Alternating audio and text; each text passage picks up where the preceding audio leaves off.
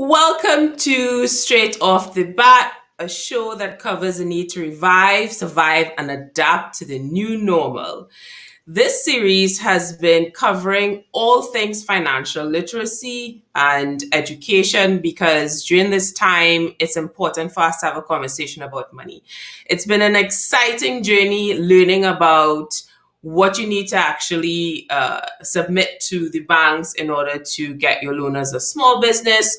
We learn on about the unfortunate factors about fraud, and it has been something that all of us need to learn because we are spending so much time online. And today I am so excited from a geek perspective because we have a plethora of guests today, three in particular, based on a subject matter that you have chosen, and that is passive income opportunities. Now, I'm going to be frank with you, and I have been frank with you from the beginning. This really is an event about e-commerce because, hello, e-commerce is where you have to be, even as a business owner, small, large, or someone who is hustling on the side and needs something to build up to get your passive income because this lockdown has taught us that, you just don't know. Your rainy day has turned into a rainy year. And we are so excited to have guests like Chris Burns, who's going to join us just now. He's the CEO of FAC, which is a plugin that you have to know about if you want to build your e-commerce website in the Caribbean, as well as our guest from Visa, who's going to give you a perspective about digital adoption of consumers, which, Amazon is the top visited e-commerce website in the Caribbean, across the Caribbean. So consumers are definitely using that. And then we're going to close off with some brainstorming ideas from Stacy-Ann, who is a scholar out in the UK, but has definite experience in Trinidad and Tobago. So stick around. Maybe you need to grab a notepad, grab your tea because I have my coffee. It's going to be a long one today. And you need to take some notes virtually or pen and paper. My handwriting sucks. So it's really up to you. Make sure to subscribe to the Bankers Association of Trinidad and Tobago Facebook page to make sure you get notified. Okay, so that was an introduction. A long one at that. I hope you're still here. And what we're going to do now is introduce Chris Burns. And he is based in Bermuda. And we are going to bring him into the mix right now. Hi, good morning, Chris. Hi, Blaine. How are you today? I am great. This is a live show, so we are technically filling out the audio as we are discussing stuff. Sure. And I don't know if you experienced the outage where we had no internet for a little while in the Caribbean. Where are you based, by the way? So I'm in Bermuda, and Okay. specifically my kitchen, as I'm now moved back to work from home, unfortunately. Always been based here in Bermuda. FAC is based here in Bermuda, in Hamilton, Bermuda. But I spend a lot of my time, used to spend a lot of my time traveling in and around the Caribbean and Central America. Okay, great. So we're going to get right into it. Can you tell us what is, because we're saying FAC, which is an acronym for FirstAtlanticCommerce.com. Don't go to the website just yet, guys, because he's going to explain it to you. And if you want to know about any of the hyperlinks that we have discussed today, make sure to subscribe. There's a link that's been pinned to the comment, and we're going to send you an email on it. So, Chris, can you tell us what is First Atlantic Commerce? Well, hopefully a lot of your watchers have heard of First Atlantic Commerce. So we are what's known as an e-commerce payment gateway company. We're a software company. We've been around for 22 plus years now, have been operating in lots of different parts of the world, but for the last 8 or 9 years, we've been focused predominantly on the Caribbean and Central America as our marketplace. So we are a very crucial step in being able to build your e-commerce site. So we are the connectivity between your website's payment page or your payment button or electronic invoice that that has payment functionality or plugins that allow people to be able to enter their credit card details on your website, and then we have an integration, a connection to those websites or plugins, and we provide that connectivity to encrypt all that sensitive credit card data and send it out to be processed. And when we say processed, we mean we send all that data right out to your bank, to the credit card networks, Visa, MasterCard, who in turn send that information to the bank that issued you that credit card. And then we get an approval or a decline based on availability of funds on the card.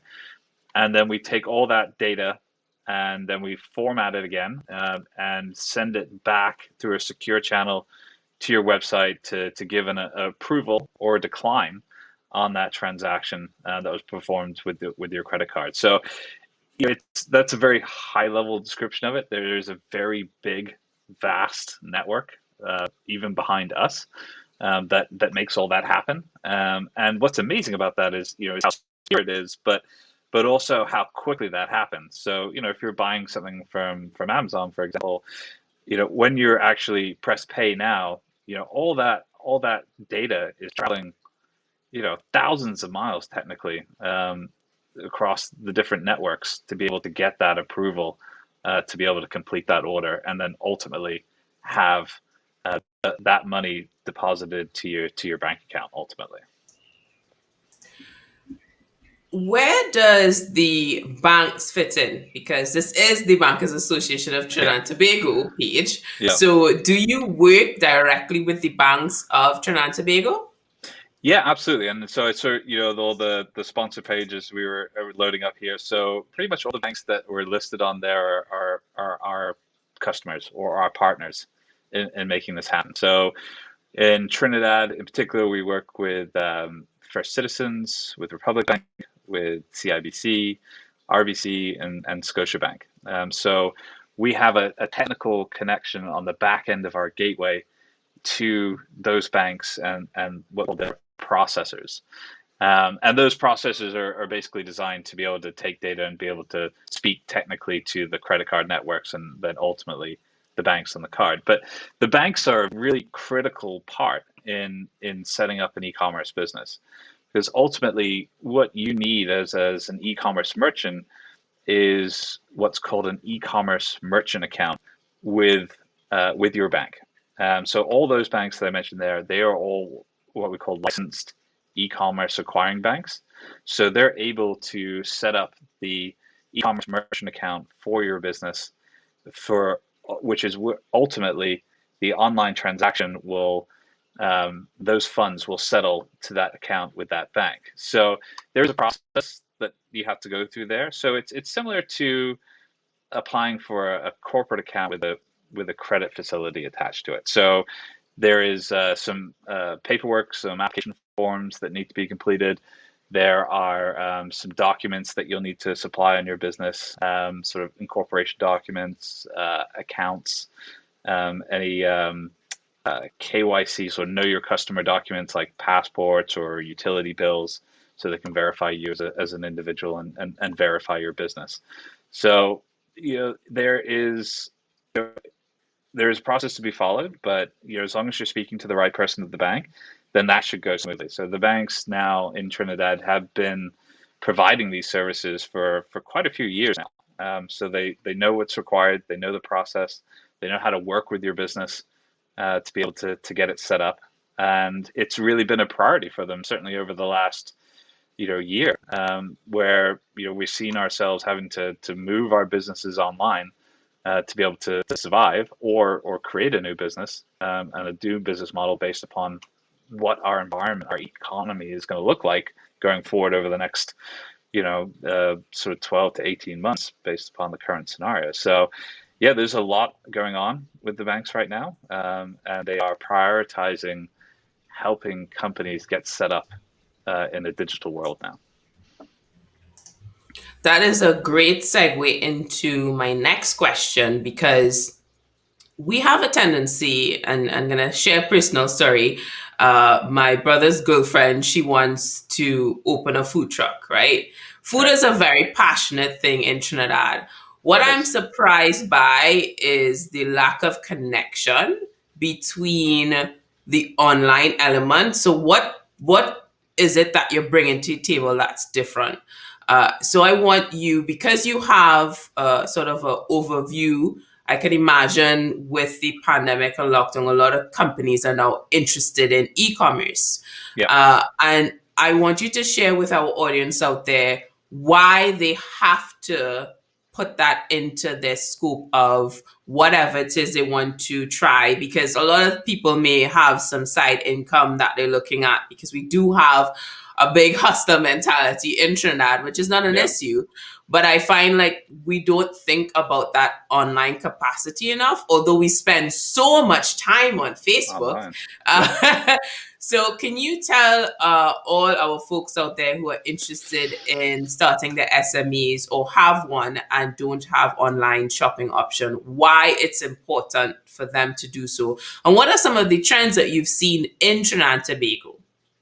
Sure. So, I think when we tackle that, we got to look back to, what the mentality has been prior to this year. And it's the same. It's very similar in Bermuda in many ways as well, where it's a lot of cash-based society. A lot of people wanting to go into a brick and mortar store, even banks. And you say you're the bank association, and they'll be privy to this, where there will be lines up outside banks or inside banks for people to do things that they can either do online or do at an ATM. And that's been ingrained in our culture for many, many years. So what we've had this year is suddenly had that, you know, we've had a huge shakeup of that, and anybody's sort of digital plans or strategies or objectives as a business, you know, that they were looking at over the next 2 or 3 or 4 years have been, slammed into existence over a 3 or 4 month period. So if you look at e-commerce in general, e-commerce has grown in 3 months the same as it grew the 10 years prior. So it's been a massive uptick, and that's been forced upon many people. So we've bought I read yesterday 150 million new e-commerce users over this pandemic period. So when we're looking at the first sort of lockdowns and everything that happened, people had to figure out strategies in terms of, okay, so we want to keep our business going. We need to figure out how to get paid. We need to find out how to do that in a safe way, and in a contactless way. And that is now something that is not just going to be during this period. People have now seen how easy and convenient it is to make these payments or purchase in this way. Because as you said, we spend so much of our time online. We live our lives on our phone. There are your entertainment, there the way they would communicate, there our scheduling. And that's why people are prepared to pay thousands of dollars for an iPhone, for example. So you know what we need, if people's businesses are to be successful now, we talk about this sort of omni-commerce approach where if you do have a brick and mortar piece, you need to think about the online piece. It's not even a nice to have anymore. It's a must have. And you take your example of the food truck, for example, and how you can marry the two. Especially at the moment where people don't want to be in lines or they don't want to be around big groups of people, you take an online ordering approach to that as well. So this kind of click and collect type mentality. So the food truck, which has historically been a physical interaction experience, you can say now, okay, well, if I had a website or an online ordering form, people could order online and then just simply come in and pick up. And that creates another experience that people are thinking, okay, well, this is great. This is innovative. It's very convenient.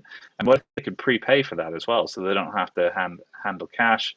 And then you can create that experience, and it's in some ways safer as well, because then you're not having cash within that environment. So there's lots of ways that the food can take advantage of that. And the trends that we're seeing, this click and collect type model is becoming huge. Whether it's a price mart, for example, you want to shop and just simply want to turn up and have your order put into your car. Same with supermarkets. We're seeing that model being used very heavily, but then also delivery, which hasn't been used before, and that sort of cascades across lots of different verticals as well, whether it's pharmacy or retail.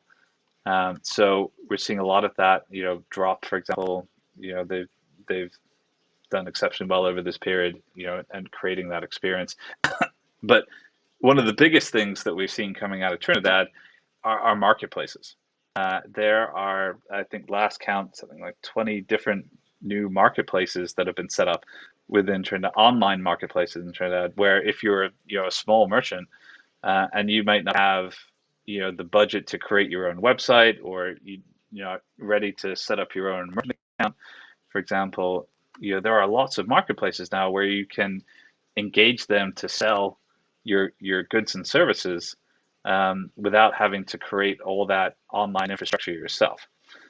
So that's been huge. And worldwide now, 50% of e-commerce transactions are happening through marketplaces. So obviously there's it's a smaller territory, so you got to think of, am I just selling to Trinidad? Do I want to expand this internationally? Do I want to open this up to the diaspora with all the Caribbean and Trinidad being no different, have a lot of locals that are living away, and they are craving some local products, want to be able to buy, or want to be able to buy for their family back home. So that's a huge opportunity there. But if you're thinking about your business as a whole, and I'll use Bermuda as an example now, that we've gone back to we were opened up, everything was looking good, and then we've had a spike again, so people are back working from home again. So you need to be able to transition your business that way as well. If you're selling goods and services, like, okay, well, how if we're going to keep going in and out of lockdown, and fingers crossed there are vaccines on the way, but realistically speaking, if you're not a at-risk person, you're probably not going to see that vaccine until probably back end of next year. So how am I going to grow my business to be and continue to run my business using e-commerce as we're still in this huge state of flux? So I just have to plug a previous episode, because you spoke about, clicking, this idea of a consumer clicking the button to pay. We mentioned, we actually had a whole live session with First Citizens Bank on that. So definitely head over to our URL to sign up, and I will send you that link directly, because they do have an easy biz solution that allows you to use social media, because we're all scrolling through Instagram and we see something we like, why not pay for it, right? So as a small business, you want to have that option. I want to talk to you, Chris, on this idea of setting up your e-commerce from a passive income perspective, right? Because I remember back in the day when I was selling cars, in my teenage years, I used a website to basically upload the images of the cars that we were selling. It was used cars. It was, I can remember the URL, usedcarstt.com or something like that. And I was able to eliminate the folks who are just saying, I'm interested, to people who are actually going to take some action, right? I did not go to the e-commerce side of things, but I want you to share with our audience out there why it's important to explore e-commerce from a passive income perspective, because the infrastructure is different. So you mentioned earlier that, folks have a tendency to go towards the line in the banks when there's a solution that the ATM could provide for them. So it is a shift in mindset. So can you share a little bit about the infrastructure of building something on e-commerce that will eventually become passive? Yes, you may have to get involved, but it's not as labor intensive as brick and mortar.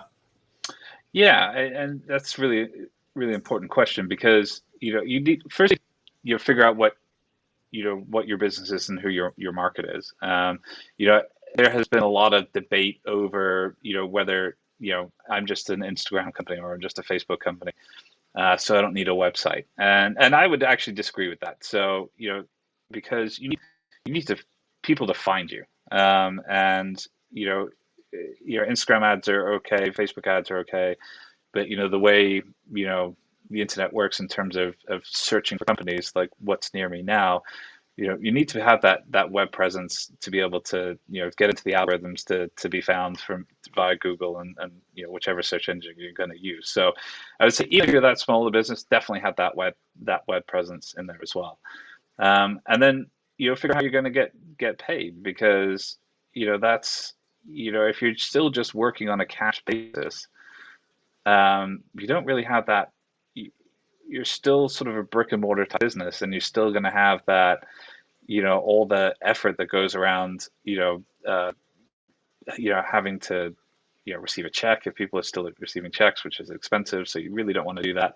Cash, the logistics of that, where do I meet this person, how do I get the cash, exchange goods. So there are a lot, there's a lot of discussion around what they call the sort of social selling now, and making that experience easy for people to make that purchase. And if you don't have an online capability to be able to accept payments, then you're really missing out, and you're sort of doing your business a disservice.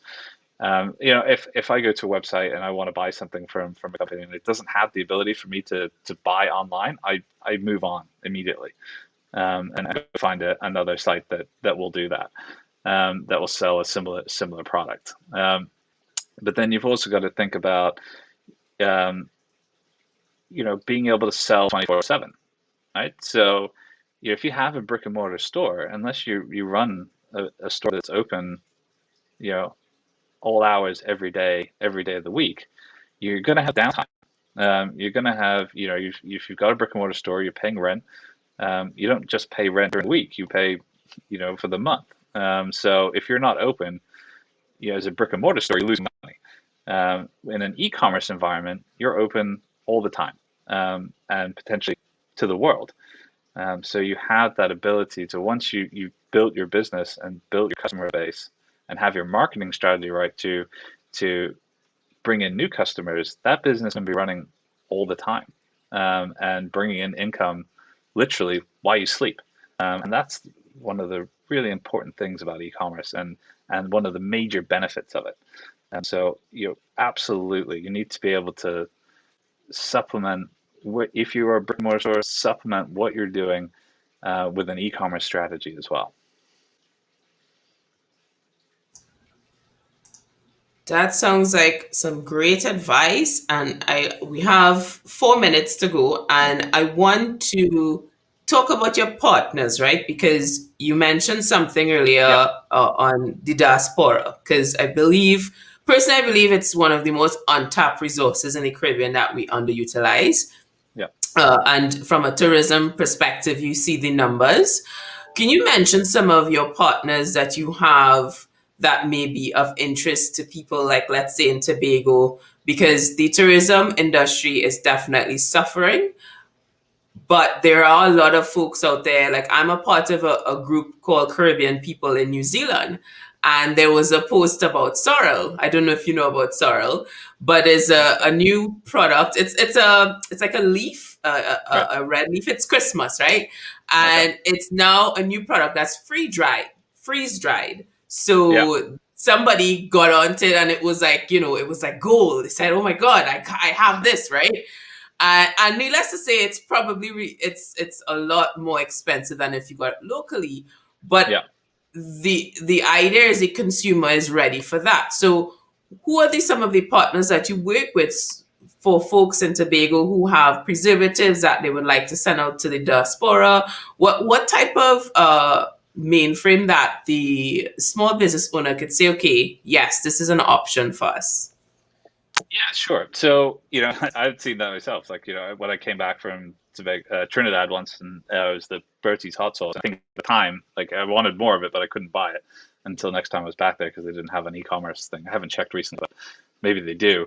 Um, and so there's different things. So if you're a micro merchant and you have products like that you want to sell, have a look at some of the marketplaces like Shop Harib, that will be able to allow you to easily get onto their platform to sell your goods and services.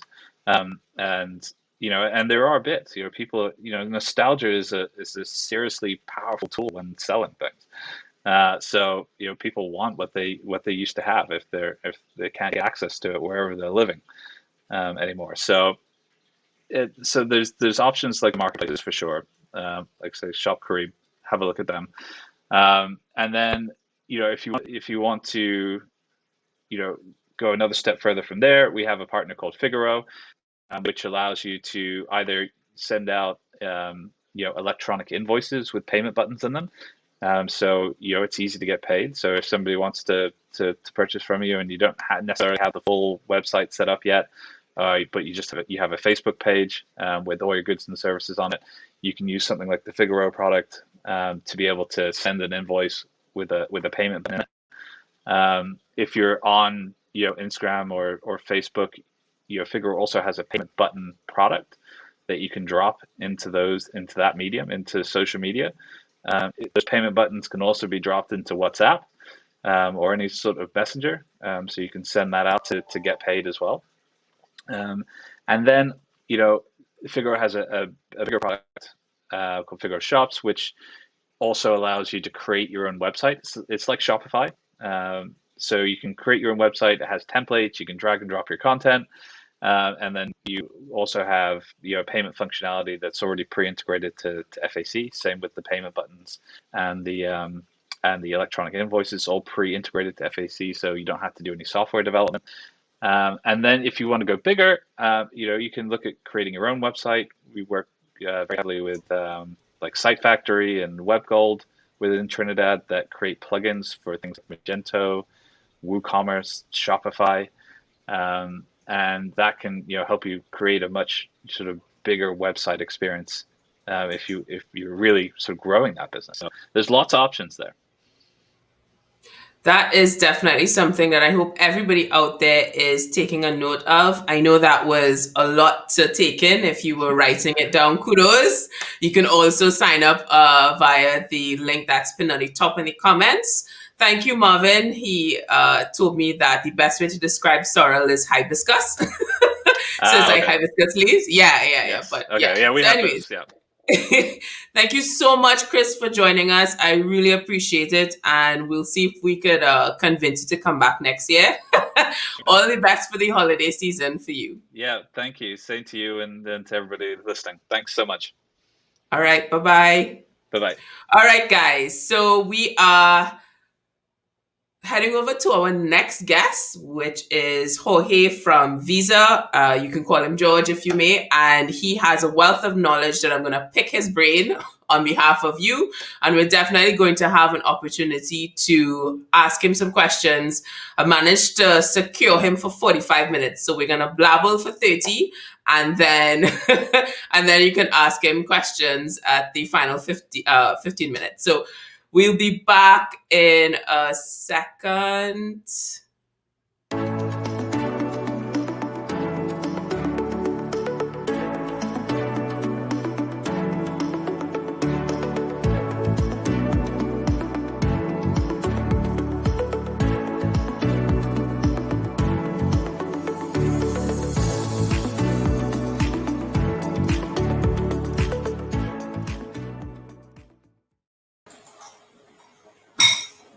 There we go. I think we have a little there. All right. So hello. Hey, Pauline, how are you? I am great. Thank you so much for saying yes to joining this session today. I am going to go right into it because I know your time is precious. Let's do it. I want the folks out there who may be like me and see, the brand Visa out there a lot. We see it on our credit cards. We may see it on a store that we're about to enter. but we may not necessarily associate it with anything in particular, besides just being a credit facility. Maybe, who knows? But can you explain for our audience out there what is Visa? Sure, and good morning to all the listeners. Very happy to be here with you. So I'll start with what Visa isn't, right? Visa doesn't issue credit card. We don't issue credit, right? When I first started out working at Visa, my mom called me. She's like, "Hey, I'm having this, I have this question around my Visa credit card. How much can I increase my credit line?" And so Visa doesn't do that, which surprises a lot of people. But we are much more than that, though. The first thing is that we're a network. We operate under the four-party model. And basically what we do is connect, right? We connect financial institutions that issue cards to cardholders with financial institutions that affiliate merchants and provide terminals. So right now, connected to us, we have over 16,000 financial institutions that issue 3.4 billion cards. They work with 70 million merchants across 200 countries and 5 continents now. So the first thing is that we're a payments network, right? The second part of it is that we have a strong processing core that's essentially the motor behind this network, right? This is what powers VisaNet or Visa.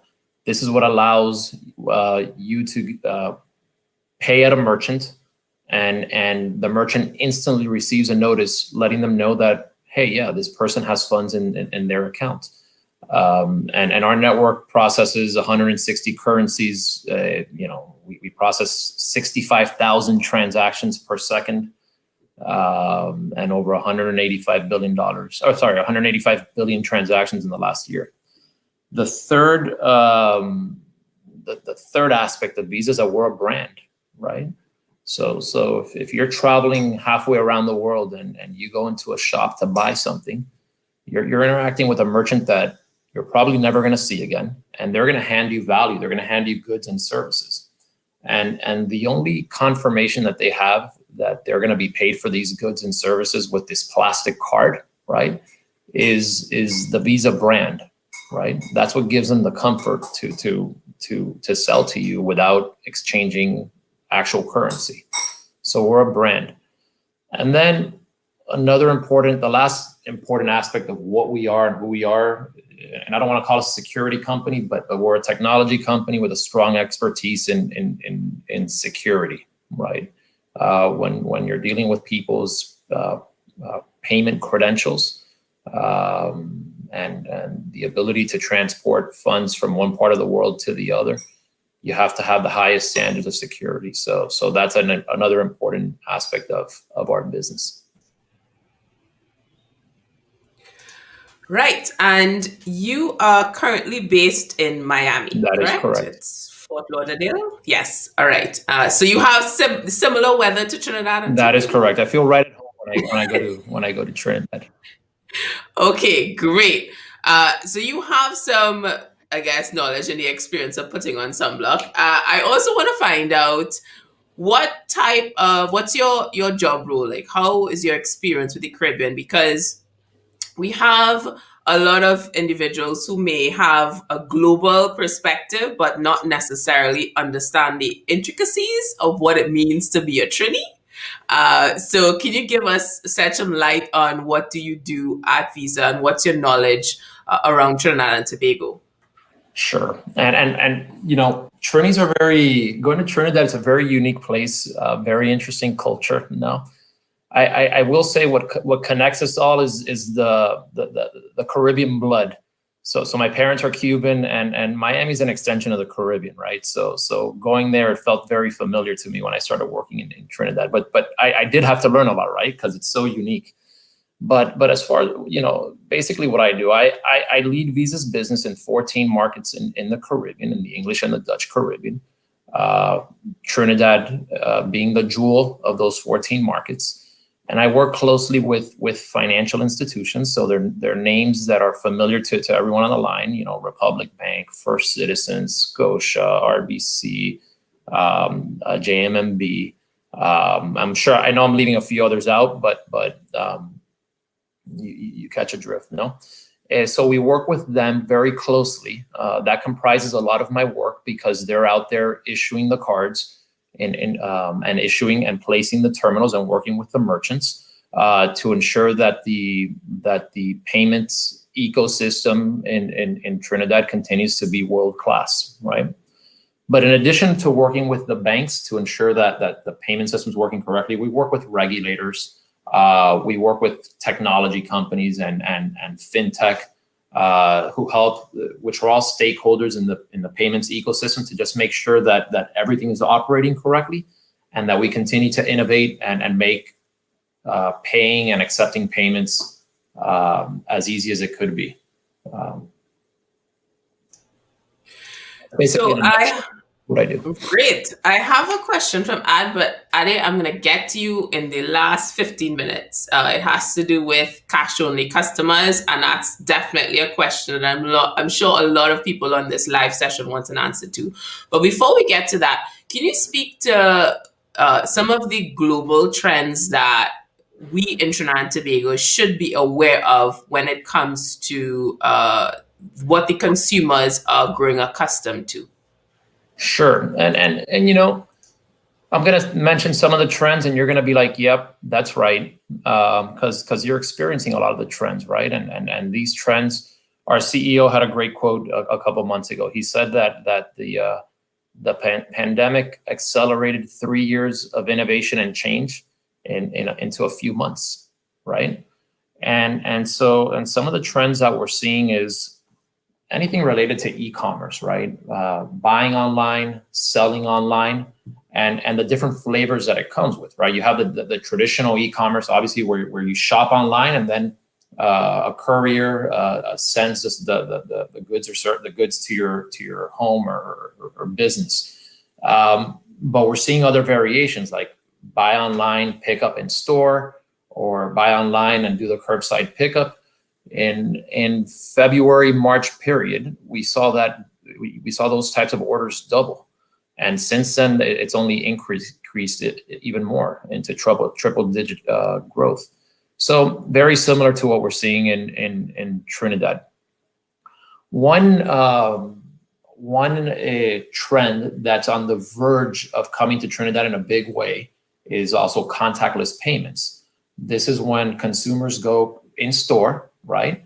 And when you're going to pay, rather than dipping your card or swiping it, you're just tapping it, right? You're just tapping it on the terminal, and the payment is made. It's a very clean, quick, simple way to pay.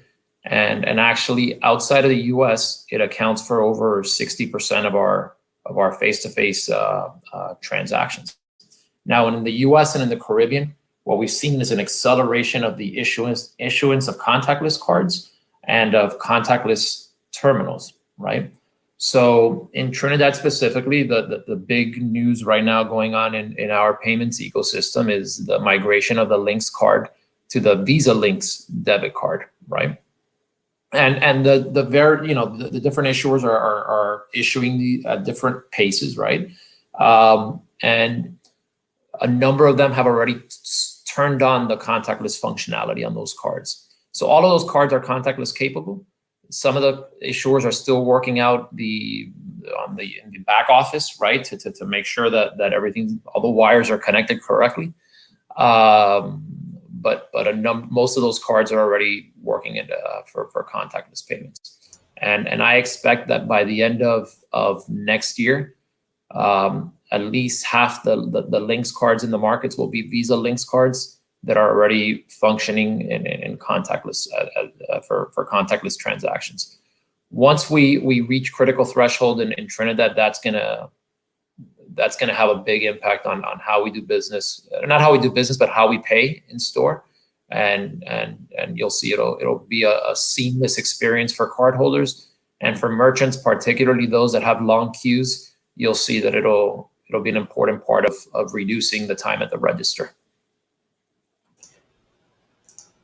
What? I'm excited. So let me get this straight. I know this show is for everybody else, but I want to find out, and I'm sure everybody else do. So the LINX cards that have the new ones that have been issued, because I heard that it's Visa, so you can use the LINX cards online, right? Correct. Okay, so on top of that, those cards are also capable of doing the tap, because I'm always impressed when I go away and I see everybody tapping, and then when I hand my card, the cashier is kind of like, "What?" Trying to tap and it doesn't work, right? So the cards themselves are all capable of doing that, right? The office, we have to fix two different things, right? Which one is the back office of some of the banks, right? So if you go today and you use a First Citizens card, it's already tapping, right? You can already tap that in any merchant that accepts those payments, right? With some of the other issuers, we're almost there. In the next few weeks, months, that they're going to be up and ready with the contactless payments and with the e-commerce payments as well. And then we've been working on with the merchants. And so we have a number of merchants already accepting contactless payments. That is about to accelerate because many of the terminals are already contactless enabled. We just, again, have to finish doing the wiring in the back office and flip the switch to get them operating. And this is the year. This is the year where we're going to see the big jump in enabled cards and in enabled terminals. So yeah, and one of those is going to be a big part of this is going to be the LINX Visa debit cards. I think there's like 800,000 cards or something like that in the market. That's almost every Trini is going to have access to a contactless form of payment. And it seems that my excitement is not solo because Kwesi's up in there and he's excited, just as excited as I am. No, we're so very awesome. We're very excited. Just to give you an idea, when we've launched this in other markets, it's just changed everything. So today in countries like Australia and in Canada, more than 90% of payments are with contactless, right? More than 90% of our payment volume is contactless. In Bermuda, we went from not having anything to 1 year later having more than 40% of the transactions being contactless. So it's powerful stuff, and consumers and merchants really appreciate it. Wow. Okay. So I have a question on that. I'm completely turning my list of questions over because this is so great, right? So I have a question for two types of people. The first one being a brick and mortar that has been struggling for the pandemic and trying to catch themselves.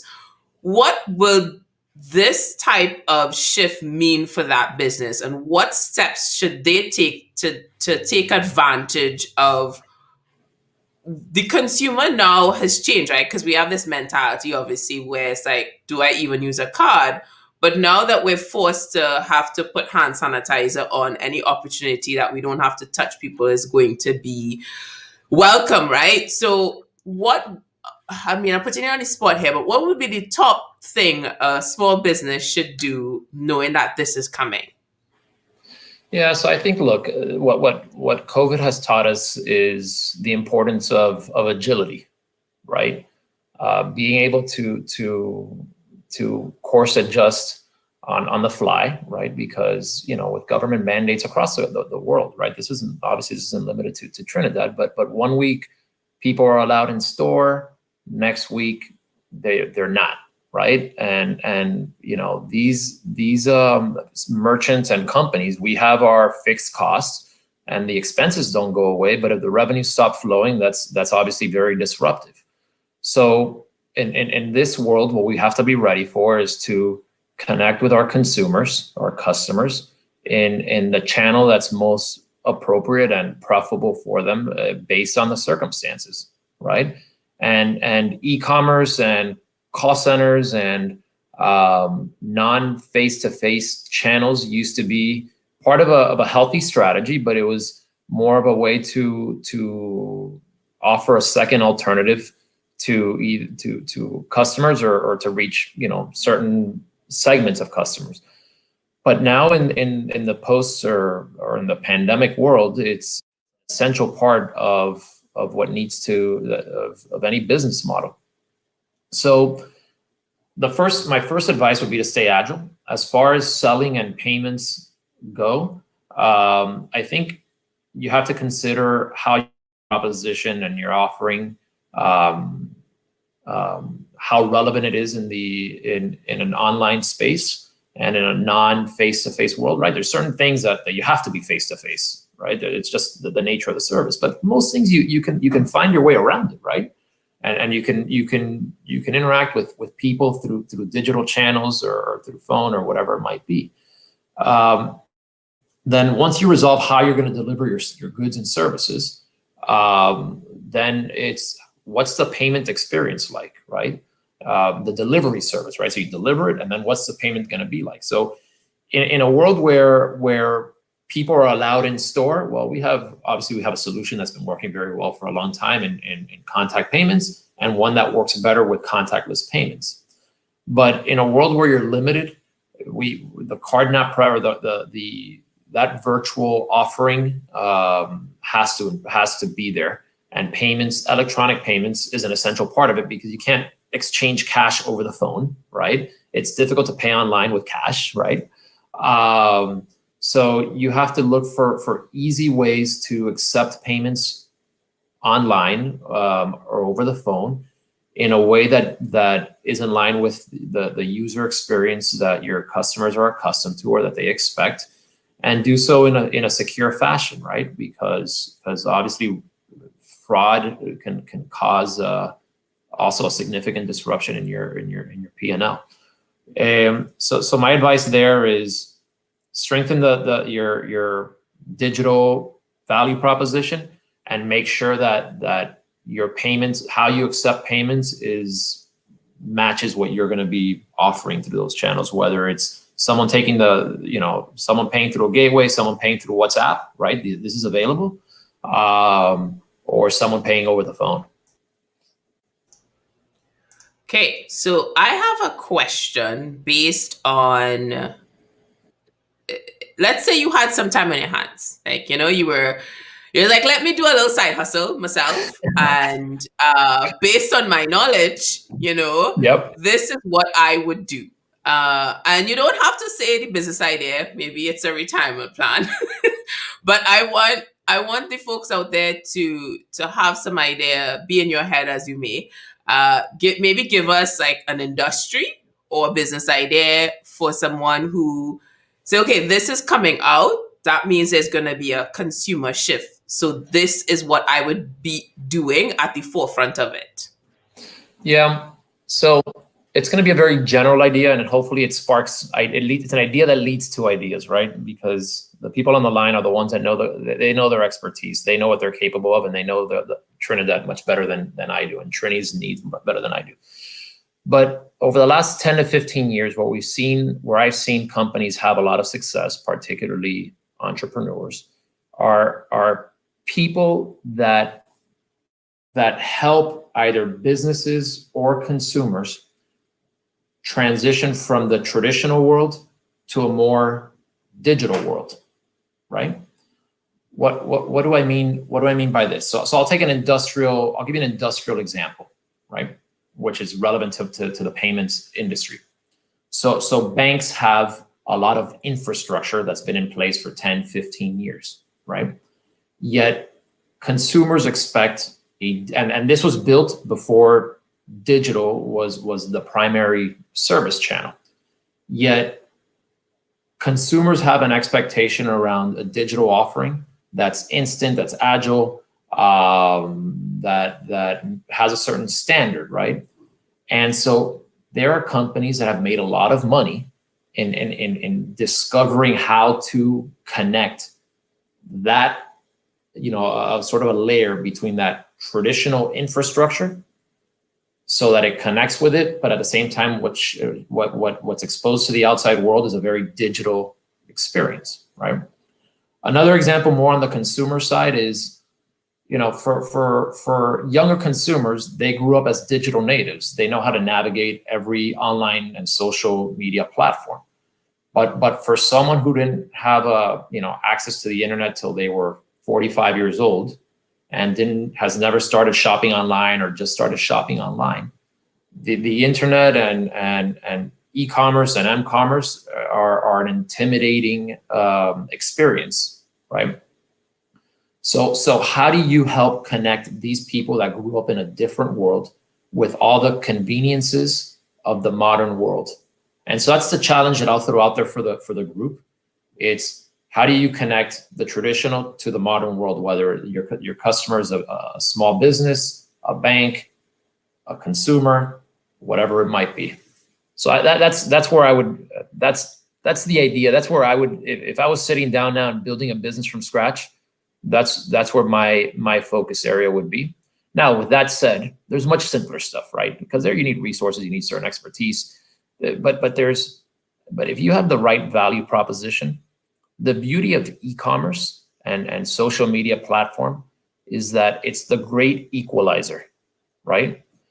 Because from your couch, you can access 4 or 5 billion people with internet access around the world, right?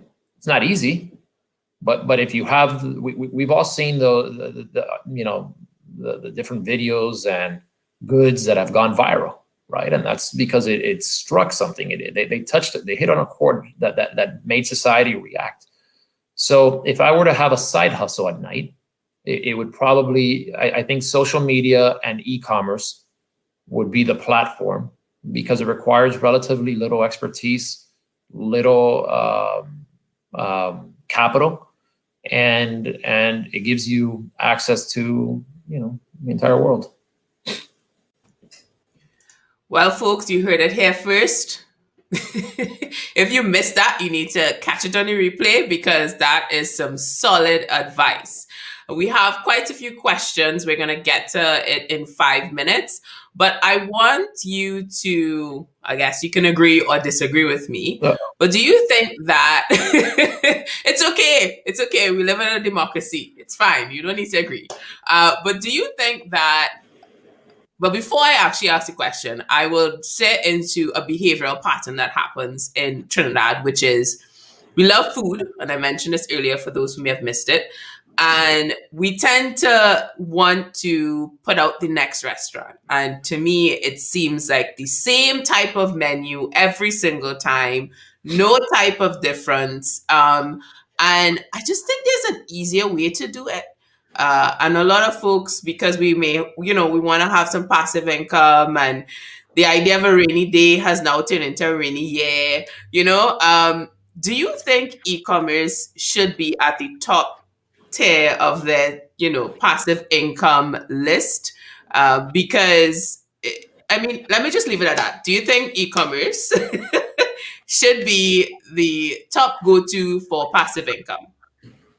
So if we're talking about a side gig, side hustle, right? Side job, I think e-commerce is one of the ways to do it, right?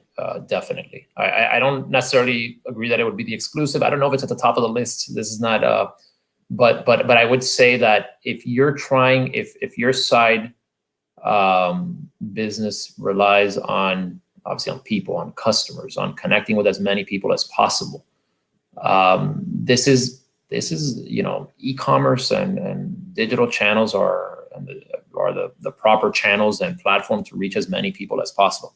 I'll tell you a quick story, actually, of a friend of mine, and maybe it'll inspire ideas in people. But a good friend of mine, this is already 15 years ago, 16 years ago. He was a quirky guy, or he is a quirky guy. And he had an obsession with collecting like free stuff that businesses give away. So like the soaps at the hotel, the pens from airlines, and he had this massive collection. One day he had to grow up, and he decided to sell everything. And in selling this free stuff, right, he realized that for certain shampoo brands and sizes, people were paying a significant premium.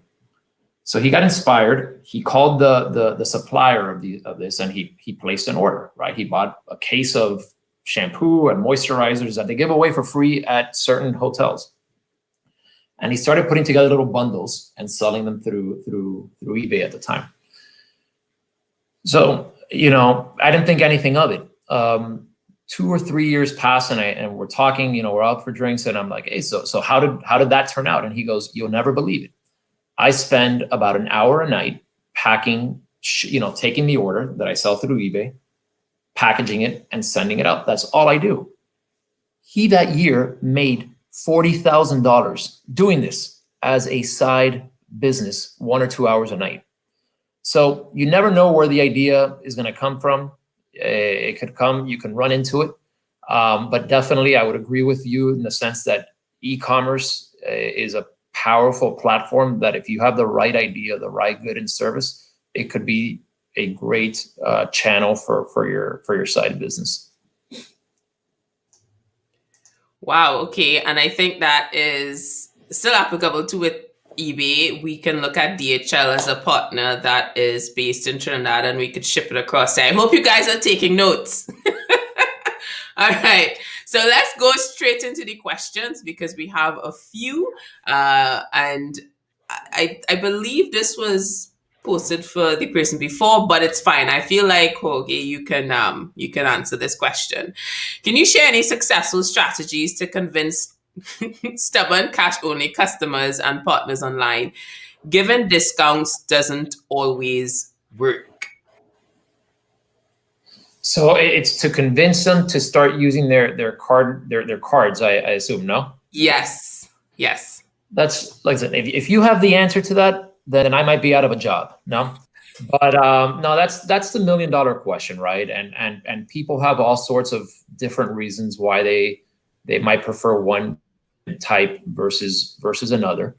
But we do a number of different things to encourage consumers or to make electronic payments the best way to pay, right? So the first thing we try to do is establish a safe and secure environment, right? So that people have confidence in paying with Visa, right? If they don't have the confidence that it's secure, the most digital person won't pay through that payment with that payment type. So that's the first piece. The second part that I think is important is the customer experience. Okay, everyday expectations are becoming are getting higher in terms of what an acceptable consumer experience is. So our cardholder experience, which is what we refer to it as, has to be seamless. So in store, it means now the new way is contactless payments, where you don't have to input a PIN, right? So it's very smooth.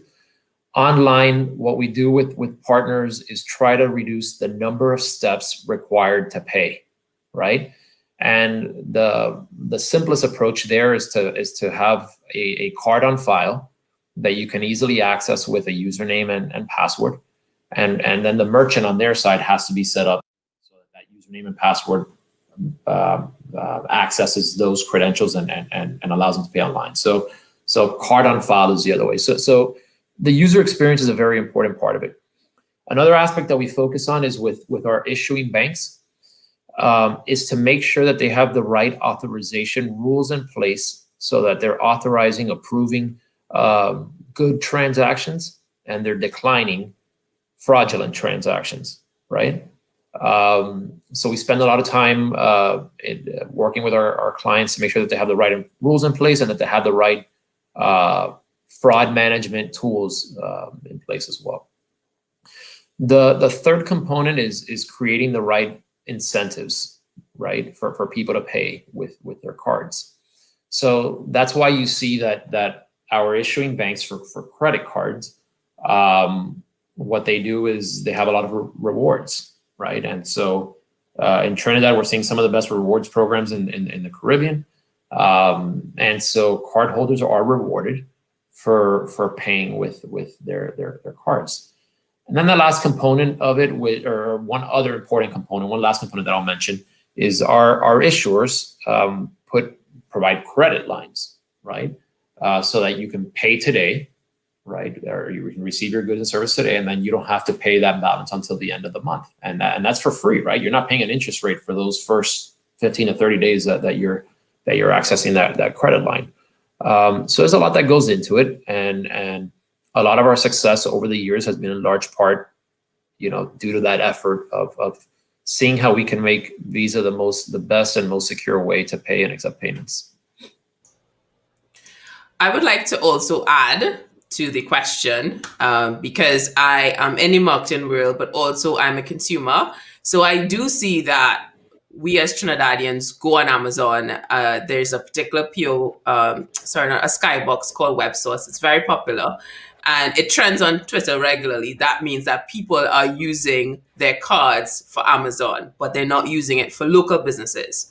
And I would strongly suggest that you use content marketing as a way to build trust, because one of the biggest components of any online payment is that trust, right? And most people don't know who Jeff Bezos is, but they know Amazon.com. You have to be able to drive that trust as the business owner and be at the forefront, so we are able to take out our cards and be okay with giving you our sensitive data. So that's my addition to your question. I hope that answers it. We have a question from Jay. I'm not sure. I'm going to ask it. I don't know if you may know it or Jay may need to expand on it, because I believe you put this on when you mentioned the contact list. Would this mean all purchases from various companies, you would automatically be added to a contact list? I'm assuming that means your private information is shared. Is that what No, you're so hopefully he understood maybe he misunderstood me. It's not contact list, it's contact less, right? That means you tap and pay. So we're not keeping anyone's list. Visa doesn't have anyone's credential, anyone's official, personal information. We don't have access to that information. But yes. What we try to do is create a no contact experience, right? Where you just tap your card on a terminal and you pay, right? You don't have to dip it into the terminal. You don't have to swipe it, and it's a transaction that occurs, and an exchange that occurs much quicker. Right. So we will actually, just if you sign up to the link that's pinned at the top, we'll send you a press release from Visa that speaks to the contactless information. It's pretty an awesome piece of information that I think you should read if you're a business owner. So the next question is from Natalie, and I think this is an awesome question for those who are hopeful that we could eventually travel. Will the debit card use international payments? I wish. Look, they're capable of doing it. The Visa, they're connected to the Visa rails. So from a structure and technology standpoint, it's all ready to go. But we made to be responsible corporate citizens, and in working with our local banks, and in line with advice from everyone, from many stakeholders in Trinidad, we know that there's a USD currency shortage, and which is directly impacted by international transactions. So what we agreed to do was to close access to international until that situation improves, right? So we're monitoring it very closely, and our hope is that once it improves, we'll be able to open up the cards for international use. That's more of an economic issue. That's more of an economic regulatory issue than it is a technology issue. I think you may be alluding to the Forex conversation that's currently topical. All right, so Jay said that we did answer the question. They thought it was a contact list, not contactless. So that means that you don't physically, right? So you explained it. I don't need to say that again. All right. So the next question is from Mark. I'm not sure if would this be a seamless transition for receiving international payments in their respective currencies? Not sure. Mark, can you elaborate on that? Because I don't think I get that one. So I will say that the way we for international transactions, international cardholders paying Trini merchants, right? The bank works with you. Your acquiring bank establishes a settlement currency with you, right?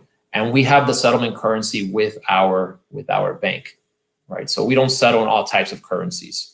But we'll settle with them, and then they'll settle with you based on the currency that you agree to with them. I'm not sure. It's not very common, or I've actually never even heard of it, for an acquiring bank to settle foreign currencies. In some instances, in some countries, they do settle in US dollars in the Caribbean, but not, what I mean by that is that you're not going to be settling. I've never heard of a bank that'll settle 5 different currencies depending on where the cardholder comes from. Okay, so we have a question from Ade. I hope I'm pronouncing it. I just want to acknowledge the question because we can't answer it.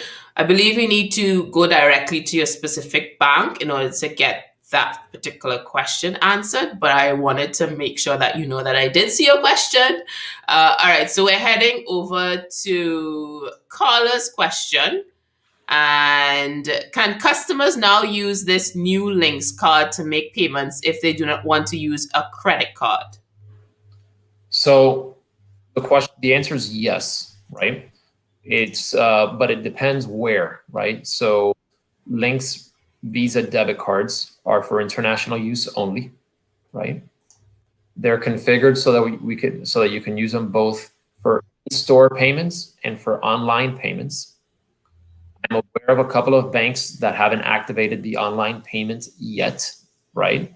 But that will be coming in the next 2 to 3 months, right? But the idea is that you can use those cards once everything's up and running. You can use those cards domestically everywhere that Visa is accepted. Okay, great. If you have any more questions, let us know. Don't let me babble on and take up all your time. If you have any more questions, let us know. We have him for 5 more minutes. All right. I wanted to ask about your, I guess, take on what post-COVID will look like, because I feel hopeful.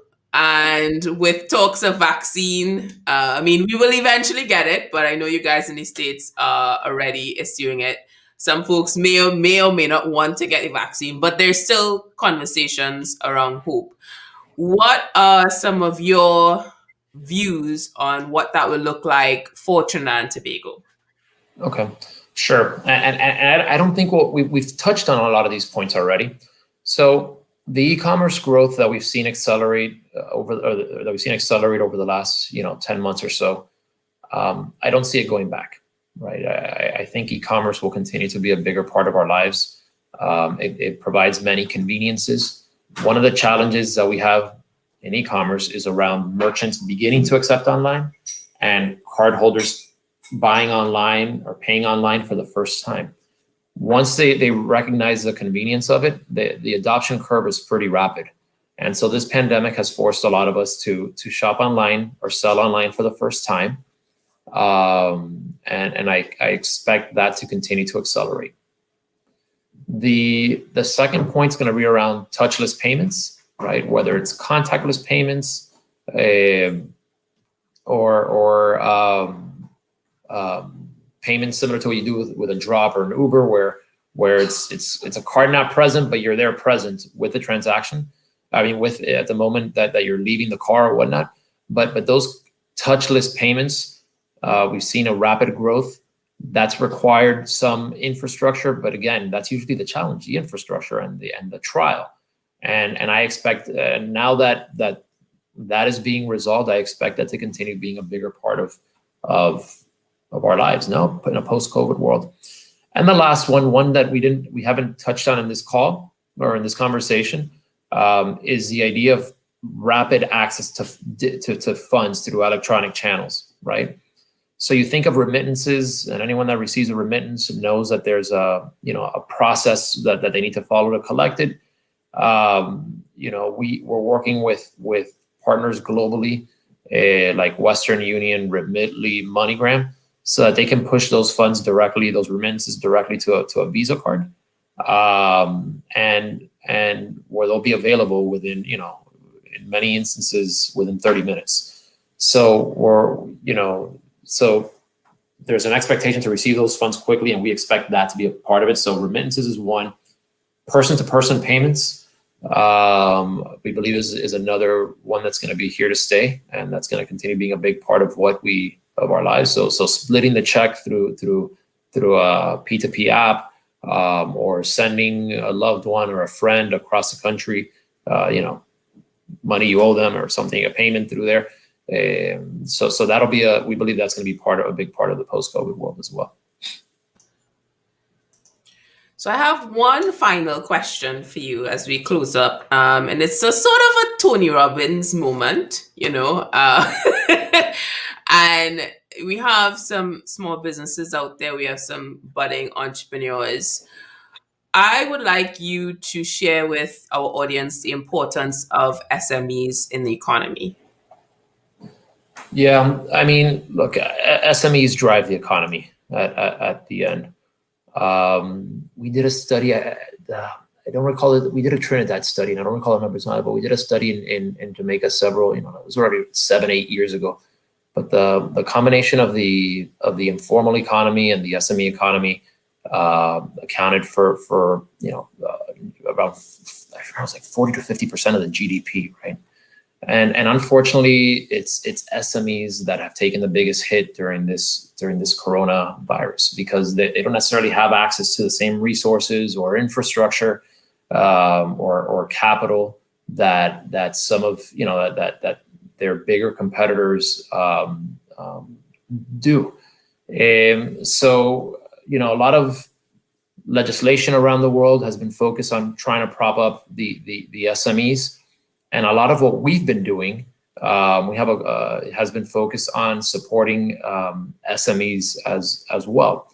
So in Trinidad, we've been working with companies like Figaro, which offers a turnkey e-commerce platform that's you can set it up from one day to the next and begin selling online. We've been working with companies like Drop, which make delivery setup easy for merchants and particularly restaurants, and we're working with a number of other partners to prop up SMEs and make it easier for them to communicate with cardholders or with consumers and whatnot. So SMEs are paramount to local economies. They've been the hardest hit here, and I think collectively we need to continue investing to help ensure that they have the resources necessary to continue growing, to recover from what's happened, and for SMEs to continue or return to growing and managing lucrative businesses. Well, thank you so much for that. I think that's important for us all to take note of. And I want to thank you so much for sharing your time with us. This is truly appreciated. It's been a wealth of knowledge and excitement for me. The news on the contactless is just so fitting for this time of year to close off. And all the best to you and your family, Jorge. I really appreciate the time you spent with us. Likewise, Pauline. Thank you for having me. Happy holidays. Stay safe for you and to all the listeners as well. Thank you so much. Bye. Bye. Have a good one. All right, guys. So that is it for Jorge. And if you want to learn more about the discussions we had, make sure to sign up on the link that's in the comment section. Right now, we're going to have Stacy-Ann join us in a bit. She's going to tie everything we just spoke about. I want to call it like a mini brainstorming session, because with all that information, it's time for us to throw some ideas out there and see what we could do to get a little bit of passive income, right? So stick around. We'll be right back.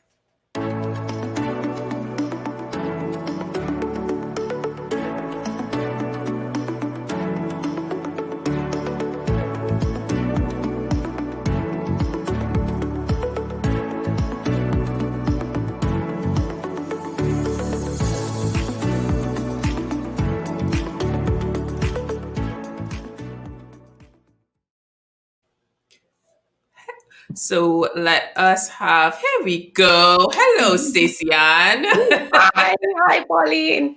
Hello. So I want to call you a social entrepreneur. I want to call you a chevening scholar and a Caribbean person, a fellow marketer. What should I introduce you as, Stacy-Ann? You should introduce me as the girl that can. Oh, all right. Okay. Well, there we go. I think a lot of people out there can relate to that. And we had such an informative session. And I want this session to be a point where people can take away some ideas based on what we learned earlier from a technical perspective. So let's just dive right into it, right?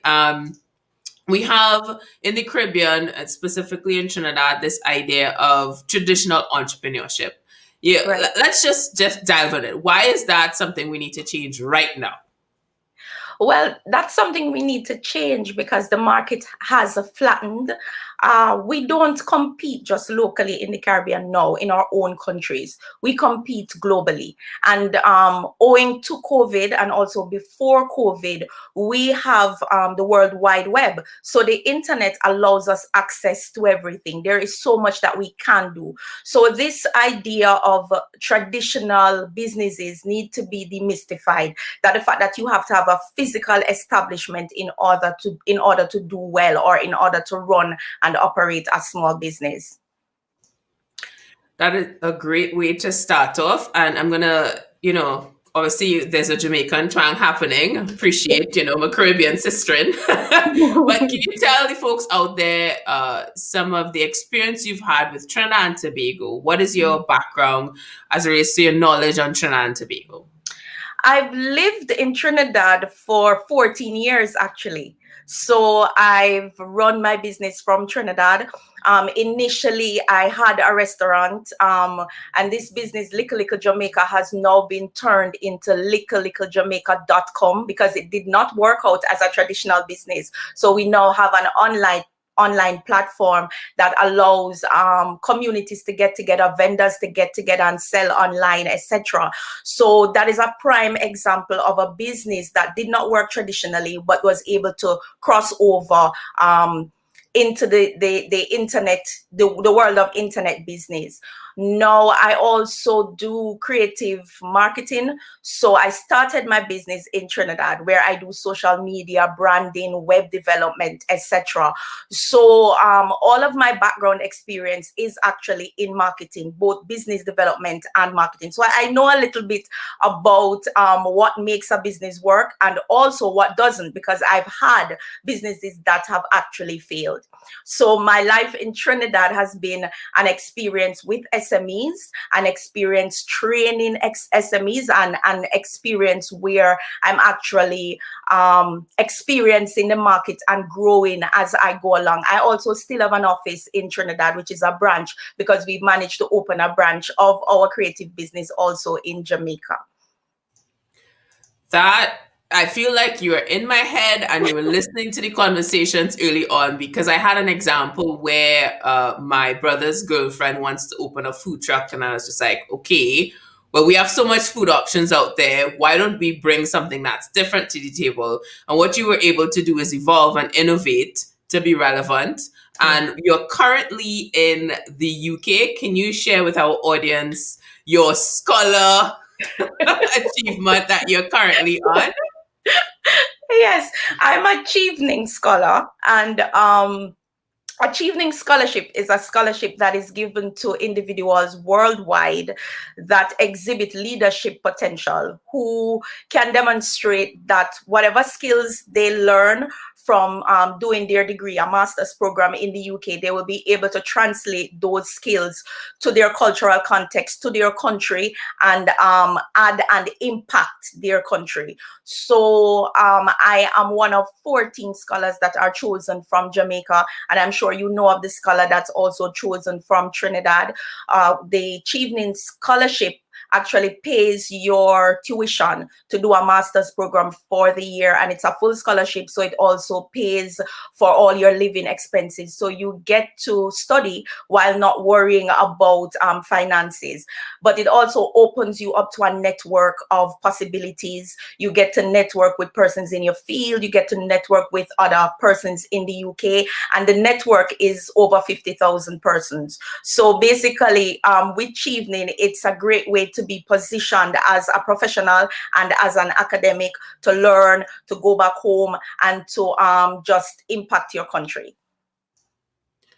Well, congratulations. That is truly amazing. And I can't wait for you to come back and just spread your wealth of knowledge.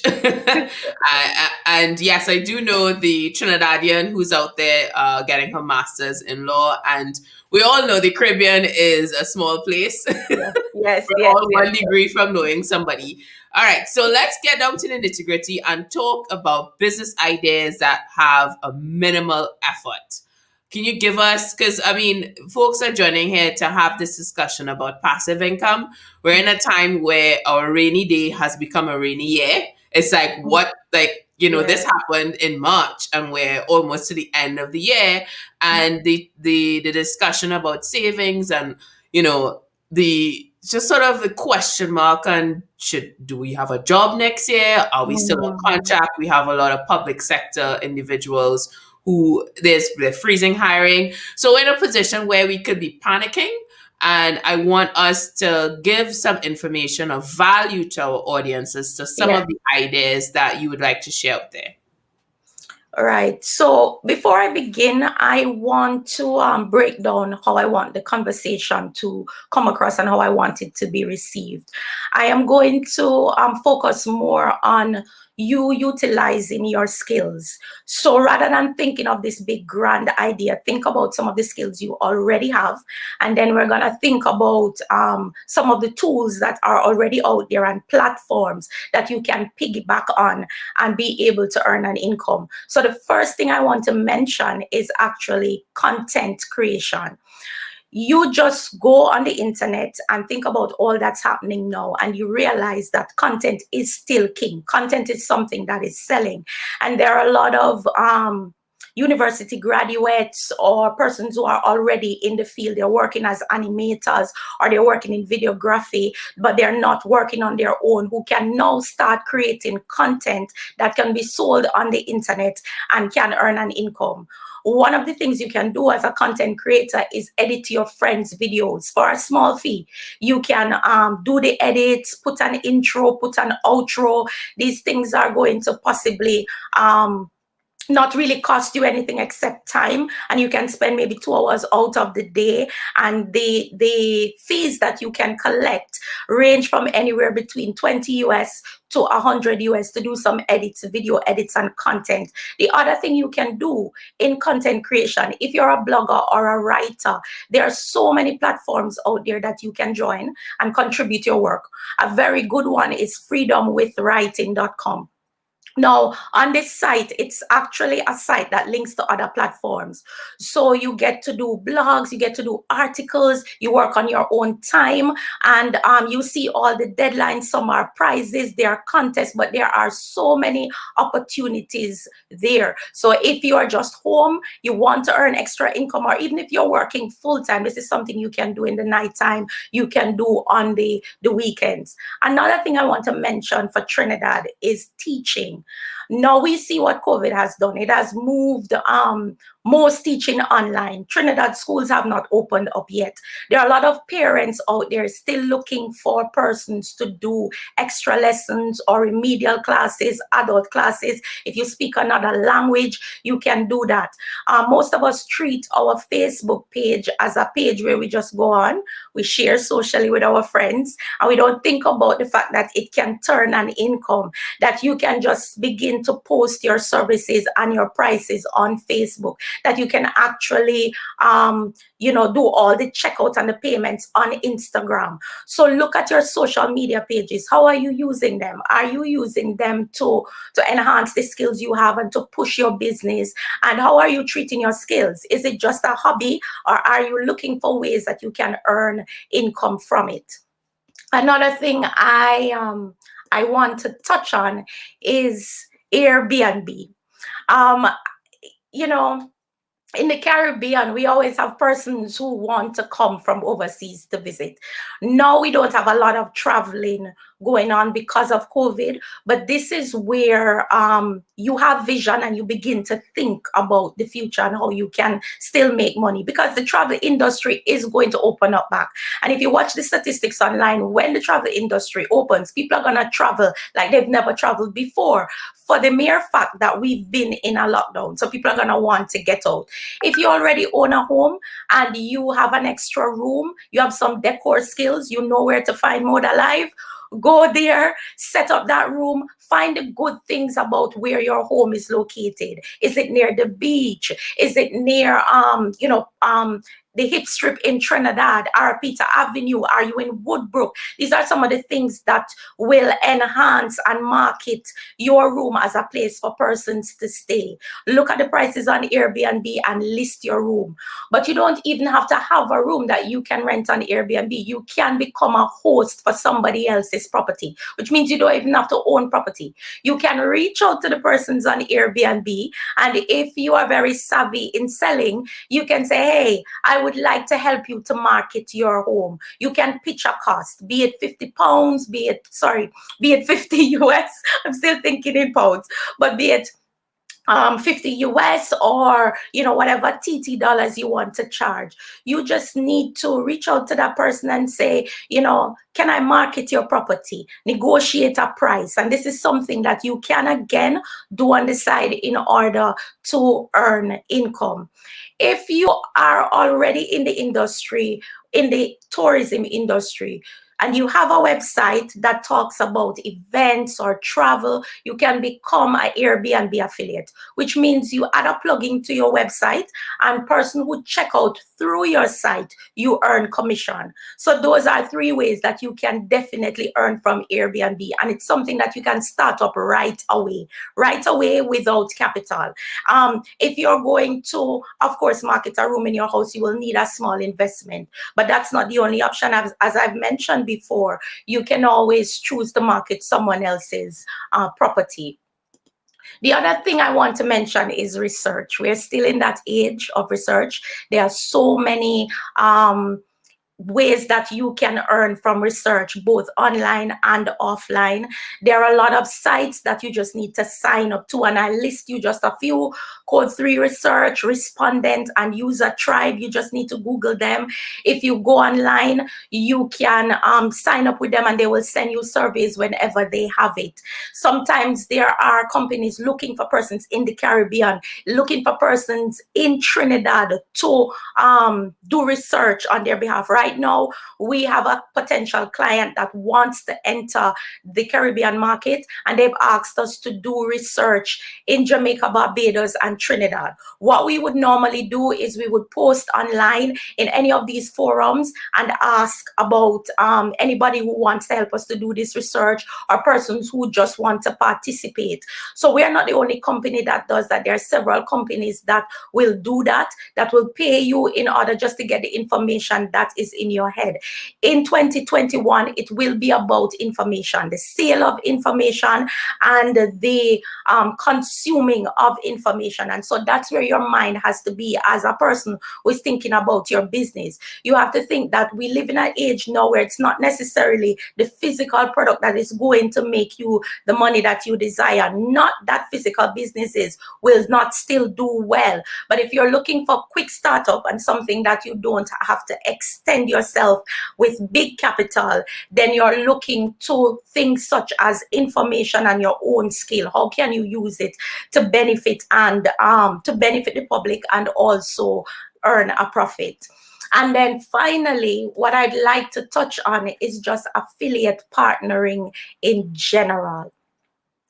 On the internet, there are so many sites like TripAdvisor, Amazon, Airbnb, Fiverr, so many of them, where all it requires is some time to become an affiliate marketer, to share on your Facebook page, to do some research about the products they do, see who in your family and friends would use these products. Shopping online is growing, and we expect it to continue over the next couple of years. So this is a win-win situation. In terms of Fiverr, I know some persons in Trinidad are either not on it or don't know about it. And the reason why we know that is because we often go on the site to look for creative talent. So we're looking for someone for a voiceover. Sometimes we're looking for somebody to just do quick graphics. And usually we end up hiring someone from overseas, maybe a first world country, maybe from India or so on, but never from the Caribbean, because we're not seeing Caribbean nationals on these platforms.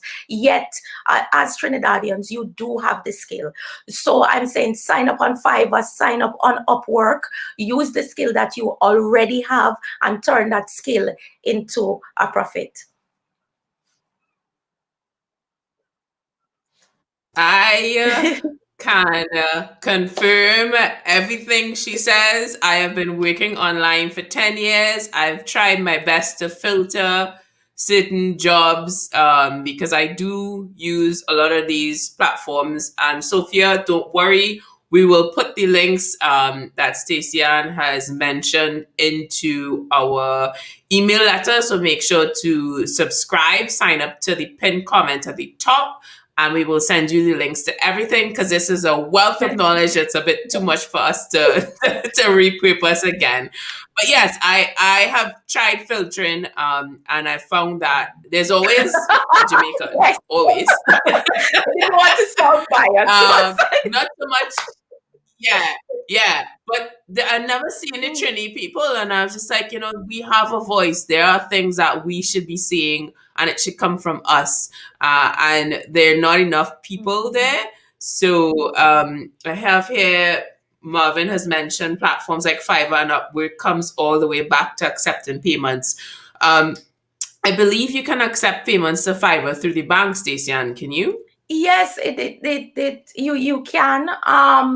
And it depends on whether the person is just a freelancer or if you're like a group of body who you're a small company who has already set up payment through your bank. But I think you can actually do some research and find out if we pay, because a lot of places are accepting it now. So find out whether or not they can assist with you and connecting probably a site outside of Fiverr, but that is the site that takes your Fiverr payment. But usually it also gives you a wallet. I think they use I'm not quite sure which payment wallet they use, but there's a particular payment wallet that Fiverr uses in order to pay the funds over to you.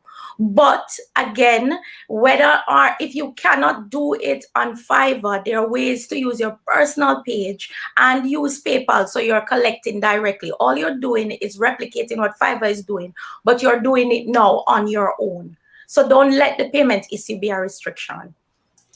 I believe that you can also have a PayPal and Pioneer option for those types of Pioneer, payments. that's Yes. the one. Pioneer Yeah. is the one I was trying to remember. So that's a global solution that allows you to use, I believe, Visa to get your payments. So there are options out there, and I think it's a great insight into how we can utilize things that are natural to us. I see that a lot of companies are looking for more information directly from the particular countries in which they're selling. And can you just elaborate on the research that you're looking at? Like, what exactly would the person be required to do? Well, actually, we'll be doing an online focus group. So I can't go into it too much, but it's a patented product and it's in the beauty market and they're trying to get it into the Caribbean. So we will be doing both online interviews via Zoom, which we will be paying the respondents. We will be doing also online focus groups and some surveys as well that will be emailed to the respondents to answer. So basically, if you were signed up on a research site, or if you follow our ODEM companies, or if you you belong to this group, dynamic, it is a Trinidadian group of small entrepreneurs. And I think the founder's been on your program before as well, Pauline. But if you belong to that group, sometimes we post the jobs in there. And what it just means, if you fit the demographic, you are a female, you're in the beauty market, then we will actually pay you in order to respond to the survey that we're doing. Yes, Adana was on our session. I know what you're talking about, dynamic businesses. Yes. So you're basically being paid to share your insight That is amazing. You can't get any more passive than that. I love it. Okay, so we're going to close off now, and I want you to let folks know there are some final closings on what post COVID is going to look like for us out there, because we've shifted now into the digital world by force. So you're going to have droves of people spending way more time online, and I want you to share with people out there what that means for their passive income opportunities. All right. So for 2021, when you're thinking about your passive income opportunities, you have to have some resilience, and then you have to try your best to differentiate yourselves. You're going to see a lot of business that look like each other. So there has to be something that differentiates you as an individual and differentiates you from the other business that are also competing for the same fees, for the same payments. I recommend that you do some research in terms of do-it-yourself sites. Wix is a great one. If at this time you are a freelancer and you're in business and you don't have a website, something is very, very wrong. And you're not going to be in a position to compete. So I would say look at Wix. The hosting rates are very low, range from anywhere between maybe $9.99 to about $15.99 a month US in order to host your own site. It can be a one-pager. It also facilitates payments in terms of Visa, etc. So you can collect on that site and be able to manage it. I would say utilize the big groups in Trinidad that are on social media that already can help you to share. You can write to the admins and ask them if you can share if what you are promoting relates to that group. So for example, if you are in that group Trini Moms and you are doing a service or a product that relates, reach out to the admin and ask if they'll allow you to share online. There are so many things that are already readily available to you. So that would be my other tip, to use what is out there and is readily available to differentiate yourself, to get online if you're not yet there. Now, if you don't have a website, but you still want to get online, I would also recommend that you do some research on both Facebook and Instagram. There are tools there that can help you to earn without having to actually have a website. So these things are important. Also, there's an audience waiting on Facebook, waiting both on Facebook and Instagram, that would hire you to help them to create income, to create content, in order to get income. We are going into an age, as I've said before, and I don't want you to miss this, where information is going to be what sells. Content is going to be what sells, because people want to get this quick consumption of information without doing a lot. So when you are creating things, also try to make them short, because the attention span and the capacity for people to consume, it's getting less and less. Don't be afraid to partner as well. You can't do it alone. We are living in a virtual environment where relationships are being formed online every day. So if you can reach out to a fellow Instagram page that relates to yours, you can partner with them and ask them if you can offer a service that is a package. Those things are going to be very important. And that is also one way that you'll be able to differentiate, because there is strength and differentiation in numbers. That's great advice, Stacy-Ann. Thank you so much for sharing your time. And this is where you're going to close off. Yeah. All the best to you and your family. Thank and you. Stay warm where you are. Thank you. Thank you. Have a good day, Pauline. And all right. Bye. Bye-bye. Okay. All right, guys. So that is it for today. Thank you so much for joining this final episode of Straight Off the BATT series. It's a series that is a spin-off from the newsletter, also by the same name, Straight Off the BATT. This show has been such a learning experience for me, and I hope that it has been for you as well. We've been speaking to individuals about financial literacy and education. And I know sometimes you go, what does have passive income opportunities have to do with financial literacy? Everything. We're in a time where we really need to revive, survive, and adapt to whatever this normal is going to look like post-COVID and lockdown. And I hope that you can share some insights into what you want to see later on. Carla, I got you. I saw your message on fraud. We did do a session with Antonia from RBC on fraud. You may want to check out the previous episodes of this session, but I hear you on the e-commerce side of things because that's different to a consumer side of things. So we're going to look at that for our next upcoming series next year. So this is it for us this year. If you want to submit your ideas for future episodes and guests that we should chat with, make sure to sign up and subscribe to the link on the pin button at the top, and you will get all the information as well from the session today, because it was definitely worth the information that we're going to share with you, because there was a lot of information to share. And finally, all the best to you on behalf of the Bankers Association of Trinidad and Tobago. Make sure to stay safe, wear your mask, and wash those hands. You may have to put on the hand sanitizer 20 times when you go in the mall, but it's all for our safety, because we want to be able to go back to whatever normal looks like next year. Thanks again for joining us, and I really hope that this session was as informative for you as it was for me, and happy holidays. Goodbye.